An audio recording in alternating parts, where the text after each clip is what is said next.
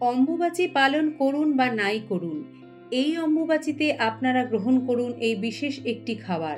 সারা বছর সুস্থ নিরোগ থাকতে এবং রোগ প্রতিরোধ ক্ষমতা বৃদ্ধি করতে এই অম্বুবাচীতে আপনারা এই খাবারটি অবশ্যই গ্রহণ করবেন, যার কথা শাস্ত্রে বর্ণিত রয়েছে।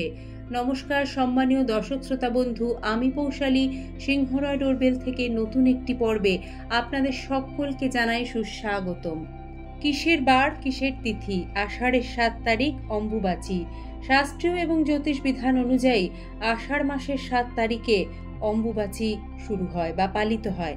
শাস্ত্রমতে সূর্য যে বারে ও যে সময় মিথুন রাশিতে গোচর করে তার পরে সেই বারেই পালিত হয় অম্বুবাচী। এই অম্বুবাচীতে বেশ কিছু আচার নিয়ম কানুন মেনে চলার কথা বলেন শাস্ত্রবিদরা।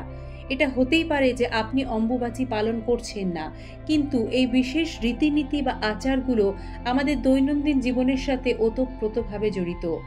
এখন আমাদের সকলেরই কিন্তু রোগ প্রতিরোধ ক্ষমতা ভীষণ কম, সেই কারণে বিশেষ তিথিগুলোতে আমাদের কিন্তু এই যে বিধিনিষেধগুলো সেগুলো মেনে চলা অবশ্য পালনীয় কর্তব্য। আখেরে লাভ আমাদেরই। এই নিয়ম মেনে চলতে পারলে জীবনে যেমন শান্তি বজায় থাকে, মনস্কামনা পূর্ণ হয়, তেমন একটা সুস্থ শরীর পাওয়া যায়। স্বাস্থ্যই সম্পদ, এই কথা মাথায় রেখেই আজকের এই পর্ব আপনাদের সকলের জন্য সাজানো। সনাতন হিন্দুদের কাছে অম্বুবাচী একটি বিশেষ আচার বা ব্রত। এই 3 দিন দেবী ঋতুমতী হন বলে শাস্ত্র অনুসারে মনে করা হয়। আষাঢ় মাসের 3য় পদ শেষ হলে 4র্থ পদের শুরু থেকে 3 দিন ধরে চলে এই অম্বুবাচী। মহিলারা যেমন ঋতুমতী হওয়ার পরেই সন্তান ধারণে সক্ষম হন, তেমন ধরিত্রী অম্বুবাচীর পরই শস্য শ্যামলা হয়ে ওঠে। অসমের কামাখ্যা মন্দিরে অম্বুবাচী উপলক্ষে বিরাট মেলা আয়োজিত হয়। লক্ষ লক্ষ ভক্ত সমাগম হওয়া ছাড়াও এই সময় বহু সাধু সন্ন্যাসী তান্ত্রিক ও অঘরী বাবাদের দেখা মেলে কামাখ্যা মন্দিরে। তবে মন্দির এই সময় বন্ধ থাকে, কিছু নিয়ম থাকে। 4র্থ দিনে অম্বুবাচী কেটে গেলে ভক্তদের দর্শনের জন্য মন্দির খুলে দেওয়া হয়। অম্বুবাচীর ব্রত পালন যারা করছেন তাদের ক্ষেত্রে নিয়মটা একটু আলাদা, বেশ জটিল। বিশেষত সন্ন্যাসী ও বিধবা মহিলারা এই নিয়ম বা ব্রত পালন করে থাকেন। তবে যারা গৃহী সধবা মহিলারা এবং সকলেই সংসারের কল্যাণের জন্য অম্বুবাচী চলাকালীন যে বিশেষ নিয়মগুলো পালন করবেন সেগুলো হলো: সংসারের মঙ্গল কামনায় অম্বুবাচীতে কৃষিকাজ বন্ধ রাখা হয়। জমিতে লাঙল চালানো, জমি খোঁড়া এই সময় একেবারেই করা উচিত নয়। অম্বুবাচীতে বৃক্ষরোপণ করতে নেই। আপনার বাড়িতেই যদি তুলসী মঞ্চ থেকে থাকে তাহলে তুলসী মঞ্চের গোড়ার যে মাটি সেটি একটু উঁচু করে দেওয়ার বিধান রয়েছে। অম্বুবাচীর 3 দিন কোনো মাঙ্গলিক কাজ নিষেধ করা হয়ে থাকে, যেমন বিয়ে, গৃহপ্রবেশ, অন্নপ্রাশন, বিশেষ কোনো সংকল্প গ্রহণ করে পুজো পাঠ। নিত্য আপনি ঘরের পুজো করতে পারেন, তবে সেক্ষেত্রে মন্ত্র উচ্চারণ করতে নেই। ধূপ দ্বীপ দেখিয়ে ঠাকুর প্রণাম করে নিন।